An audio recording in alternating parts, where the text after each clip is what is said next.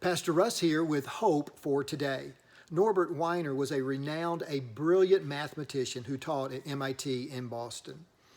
One day as he was walking across campus, he was so intensely focused on something that when one of his students passed by him and spoke to the professor, he didn't even hear him, didn't even acknowledge him.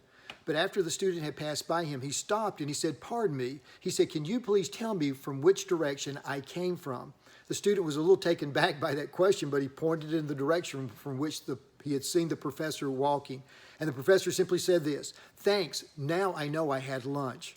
Now, some of us actually can probably relate to that little story, maybe more than others. Hopefully, you can't relate to it very well. Seldom are we so focused that we lose sight of our surroundings. And yet the Bible tells us that we're to devote intense times of concentration to spiritual things. We're to think about things like who God is, what God says in His words. What does it really mean for us to be followers of Jesus Christ? We need to learn to fix our minds on Him, as the Spirit of God that lives inside of us as His followers literally transforms us from the inside out. In Romans 12:2, Paul reminds us, he tells us, don't be conformed to the pattern of this world, our culture and its attitudes, values. He said, but be transformed by the renewing of your mind. And it's the Spirit of God that lives inside of His followers of Jesus Christ that does that transforming of our minds over time.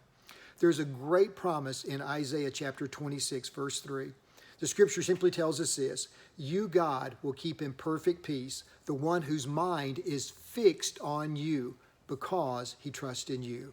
So this week, I want to encourage you, carve out a little bit of time for some intense focusing on your relationship with Jesus Christ.